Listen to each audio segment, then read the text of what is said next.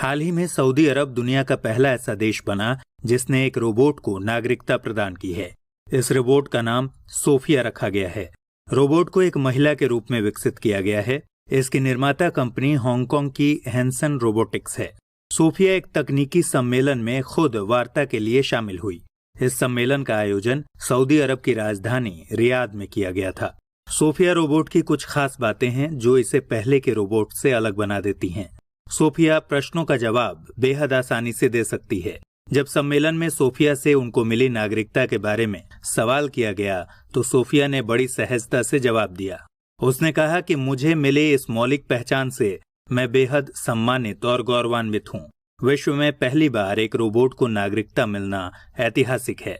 Sophia चेहरे के हाव भाव प्रकट करने में समर्थ है, किंतु यह कृत्रिम संवेदनशीलता मानवीय संवेदनशीलता से कितनी मिलती जुलती है, यह एक मौलिक और जरूरी सवाल है। ऐसे प्रश्नों के जवाब हम इस आर्टिकल के जरिए खोजने की कोशिश करेंगे। सोफिया रोबोट को मिली नागरिकता की खबर ने दुनिया भर के लोगों को खूब चौंकाया। खास तौर पर सऊदी अरब की महिलाओं की तरफ से सोशल मीडिया पर तीव्र प्रतिक्रियाएं प्रकट की गईं।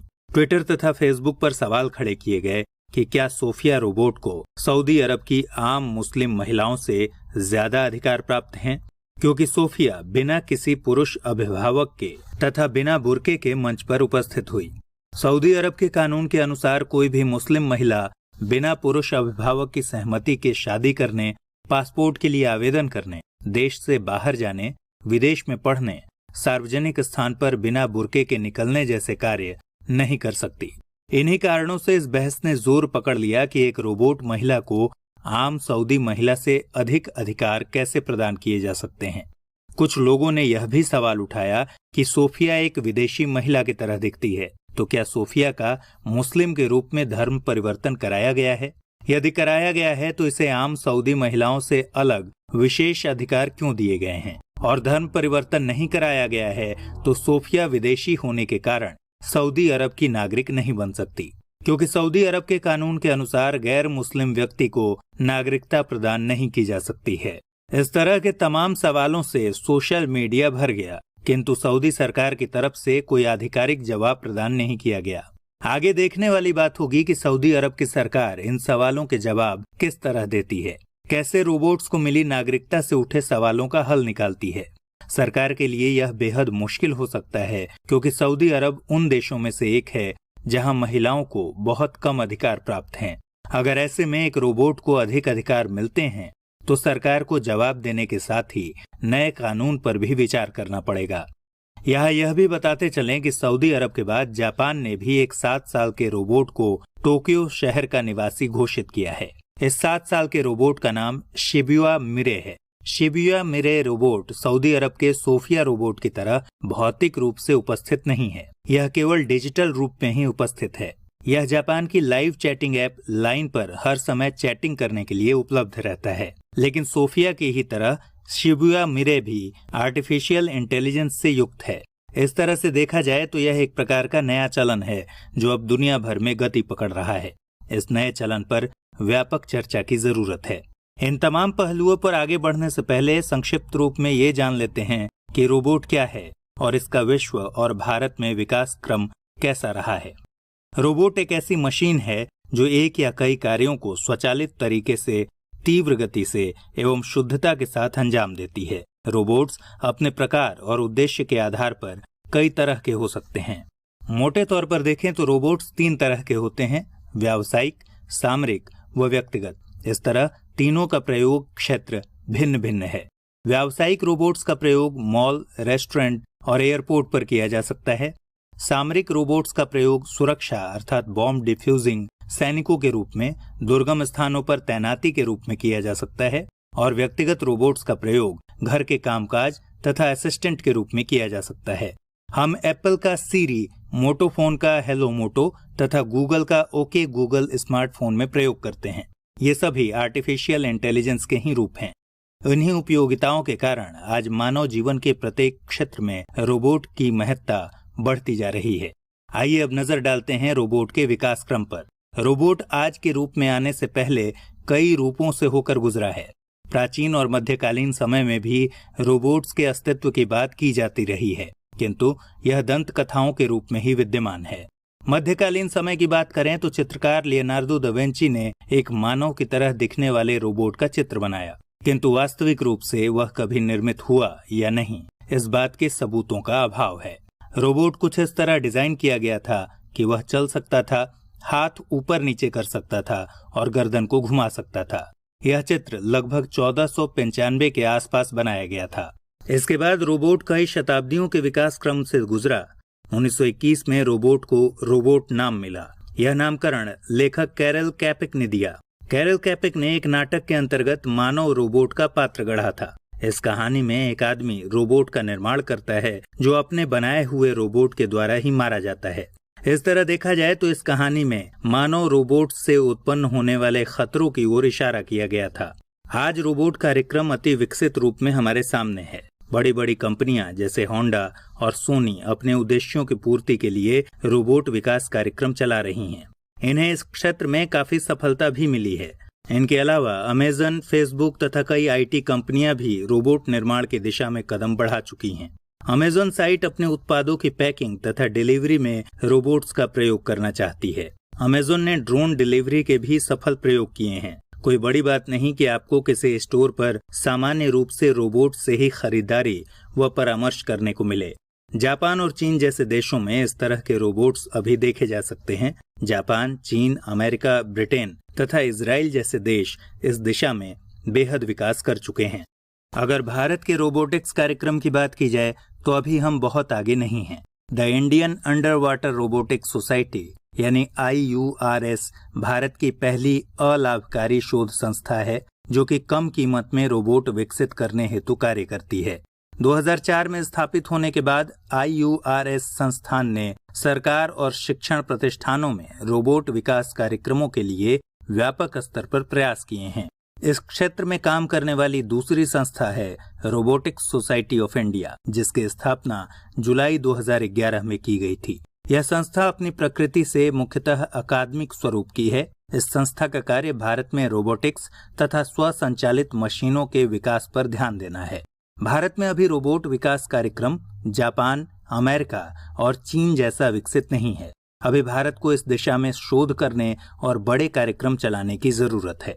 भारत में चलाए जा रहे स्मार्ट सिटी जैसे कार्यक्रमों में भी आर्टिफिशियल इंटेलिजेंस का प्रयोग किया जाएगा। भारत में भी कोशिश की जा रही है कि रोड्स, पार्क्स, सार्वजनिक स्थलों पर जलने वाली लाइट आर्टिफिशियल इंटेलिजेंस के जरिए ही दिन रात के हिसाब से खुद ही ऑन ऑफ हो जाएंगी। सरकार इस तरह के नवीन प्रयोगों को योजनाओं में लागू करने का प्रयास कर रही है। अब सवाल है कि क्या हमारे लिए केवल यही विमर्श का विषय होना चाहिए कि एक रोबोट को नागरिकता प्रदान की गई है या किसी रोबोट को लाइव चैटिंग के लिए निवासी बनाया गया है? ऐसा बिल्कुल नहीं होना चाहिए, क्योंकि इस तरह के विकास से मानवता तथा स्वयं मानव के लिए कई प्रकार की चुनौतियों ने जन्म लिया है। हमारे पास मौका है कि हम मानव रूप में रोबोट के बढ़ते चलन से उभर रहे नैतिक, सामाजिक, सामरिक इत्यादि प्रश्नों के उत्तर भी खोजने का प्रयास करें। रोबोट्स और स्वसंचालित मशीनों का निर्माण किया गया था ताकि उनसे कठिनाई वाले और खतरों से भरे कार्यों को करवाया जा सके। रोबोट से ऐसे कार्य तो करवाए गए, लेकिन समय के साथ साथ उसमें कुछ समस्याएं भी आने लगी। इनके अंतर्गत नैतिक प्रश्नों के कारण मानवीय रोबोट कार्यक्रम पर सबसे ज्यादा सवाल उठाए जाते रहे हैं। रोबोट्स के बढ़ते चलन के कारण यहाँ तक कहा जाने लगा कि यह मानव के अंत की शुरुआत है। मानव के कल्याण के लिए बनाया गया रोबोट कभी कभी उलटकर मानव की ही जान ले सकता है। हमने इस तरह की चीजों को हॉलीवुड की फिल्मों में खूब देखा है। हाँ, वे फिल्में सच्चाई के बेहद करीब न हों, लेकिन बहुत दूर भी नहीं हैं। क्योंकि रोबोट को कितना भी तकनीकी रूप से मजबूत बना दिया जाए, लेकिन वह मानव की रचनात्मकता, निर्णय क्षमता और समझदारी की होड़ नहीं कर सकता है। ये ऐसी बातें हैं जो मानव को धरती पर सब जीवों से बिल्कुल अलग करती हैं। यह बात भी सामने आती है कि यदि रोबोट्स के द्वारा मानव श्रम की तुलना में सस्ता श्रम उपलब्ध होने लगे तो बेरोजगारी का स्तर बहुत ऊंचा हो जाएगा। जरा सोचिए कि यदि गूगल और अन्य कुछ बड़ी कंपनियों द्वारा स्वसंचालित कारों का निर्माण पूरी तरह कामयाब हो जाता है एवं आम जीवन में वो कारें शामिल हो जाती हैं, तो उन करोड़ों कार और ट्रक चालकों का क्या होगा जो इस क्षेत्र में जीवन यापन के लिए लगे हैं। जाहिर सी बात है कि उन सभी लोगों के जीवन यापन पर संकट खड़ा हो जाएगा। कई रिपोर्ट्स उपरोक्त मुद्दे पर प्रकाशित हो चुकी हैं। रिपोर्ट्स का कहना है कि यदि स्वसंचालन से युक्त मशीनों और रोबोट्स को दैनिक उपयोग में लाया गया तो भारत जैसे देश में असंगठित क्षेत्र में लगभग 70 से 80% नौकरियां जाने का खतरा उत्पन्न हो सकता है। अलग अलग रिपोर्ट्स में ये आंकड़े भिन्न हो सकते हैं, लेकिन इस बात पर सभी एकमत हैं कि रोबोट्स के दुनिया पर छा जाने के कारण बड़े स्तर पर बेरोजगारी उत्पन्न होना स्वाभाविक है, क्योंकि रोबोट्स को एक बार खरीद लेने के बाद उन्हें कोई मासिक पगार देने की जरूरत नहीं होती। संभवतः इसका सबसे बुरा असर सूचना प्रौद्योगिकी क्षेत्र में पड़ेगा, क्योंकि इसी क्षेत्र में तकनीक का प्रयोग सबसे ज्यादा होता है। अब सवाल उठता है कि इन रोबोट्स के साथ हमारा संबंध कैसा होगा। जैसे जैसे आर्टिफिशियल इंटेलिजेंस का विकास होता जा रहा है, वैसे वैसे मानव का मशीनों के साथ बातचीत करने का चलन बढ़ रहा है। सोफिया रोबोट के साथ संयुक्त राष्ट्र के प्रतिनिधि ने कई सवालों पर चर्चा की। सोफिया से पूछा गया कि क्या तुम मनुष्य के लिए खतरा हो। इसका जवाब सोफिया ने नहीं में दिया। यदि मानव मेरे साथ अच्छे से पेश आएंगे तो मैं भी अच्छे से उनके साथ पेश आऊंगी। सोफिया ने कुछ ऐसा जवाब दिया, एक अच्छे कल के लिए मैं और मानव साथ साथ चल सकते हैं। बहरहाल इस दोतरफा वार्तालाप में एक बात यह भी छिपी है कि जब इंसान आपस में बात करते हैं तो उनमें शब्दों के साथ साथ हाव भाव की बड़ी भूमिका होती है। कई बार चेहरे के इशारों से ही बात समझ में आ जाती है। क्या रोबोट भी आम इंसानों के हाव भाव पकड़ सकते हैं? क्या उनकी पहचान कर सकते हैं? इसका जवाब है नहीं। रोबोट से बात करने के लिए हमें कुछ उससे बोलना पड़ेगा, तब जाकर वह आपको कोई प्रतिक्रिया व्यक्त कर पाएगा। अभी तक इंसान के हाव भाव को पूर्ण रूप से पकड़ने वाला रोबोट विकसित नहीं हुआ है। रोबोट के सामाजिक आयामों की चर्चा करें तो काफी डरावनी तस्वीर सामने आती है।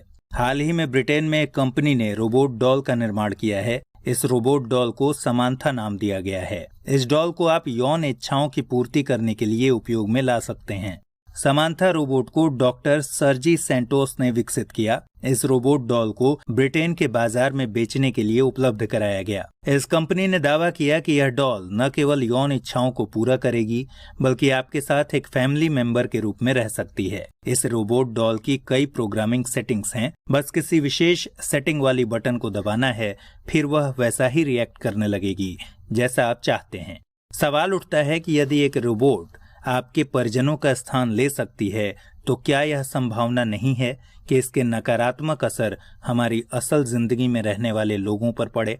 जाहिर है इसका बुरा असर बिल्कुल पड़ेगा, क्योंकि रोबोट द्वारा यदि शारीरिक और मानसिक दोनों जरूरतें मशीन पूरा कर रही है और वो भी इशारे भर से, तो असली मानव की क्या जरूरत है। यह माना जा सकता है कि एक रोबोट डॉल कभी भी प्राकृतिक मानवीय संवेदनाओं का स्थान नहीं ले सकती, लेकिन मानवीय भूमिका को सीमित जरूर कर सकती है। यह प्रवृत्ति समाज के लिए न केवल गैर मानवीय है, बल्कि आने वाले समय के लिए घातक है। इस तरह के चलन से समाज के ताने बाने के बिखरने का डर है। सामरिक क्षेत्र में और सुरक्षा के लिहाज से रोबोट्स को अत्यंत उपयोगी माना जाता रहा है। बॉम्ब डिफ्यूजिंग से लेकर बड़े खतरे से युक्त स्थानों पर रोबोट्स का प्रयोग किया जाता रहा है। यह पहलू ऐसा है जिसके कारण रोबोट निर्माण का विकास बिल्कुल मानवीय दृष्टिकोण से सही दिखाई देता है। इस तरह के प्रयोग से मनुष्य अपनी क्षति से बच पाता है, लेकिन कई बार रोबोट्स में तकनीकी खराबी के मामले सामने आते हैं। ऐसा एक वाकया जर्मनी में घटित हुआ जब फॉक्सवैगन कार निर्माता कंपनी की उत्पादन इकाई में रोबोट के द्वारा कर्मचारी को मार दिया गया। बिल्कुल ऐसा ही अन्य उदाहरण भारत के मानेसर शहर में भी आया, जब एक कर्मचारी रोबोट मशीन के हाथ पर वेल्डिंग कर रहा था।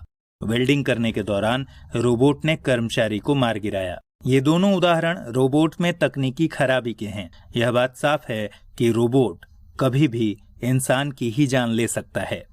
इन सारी बातों के बावजूद रोबोट्स की उपयोगिता खत्म नहीं हो जाती। रोबोट्स की उपयोगिता विज्ञान, चिकित्सा, शिक्षा, सूचना प्रौद्योगिकी, गैर मानवीय क्रियाकलाप इत्यादि क्षेत्रों में विद्यमान है। नासा तथा इसरो जैसे संस्थान सफलतापूर्वक रोबोट्स का उपयोग कर रहे हैं। आज डॉक्टर्स रोबोट्स की मदद से ऑपरेशन और सर्जरी को कामयाब तरीके से अंजाम दे रहे हैं। कई खतरों से अवगत कराना रोबोट्स का महत्व रेखांकित करता है। यदि अमानवीय दशाओं और मानव कल्याण के लिए रोबोट्स का विकास किया जाता है तो इसमें कोई बुराई नहीं है।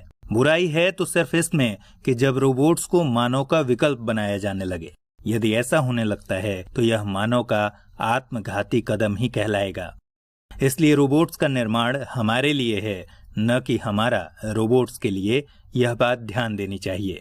यह बात स्वयं सोफिया ने कही कि मनुष्य मुझे अपने अच्छे कामों के लिए इस्तेमाल करे, न कि स्वयं को प्रतिस्थापित करने के लिए।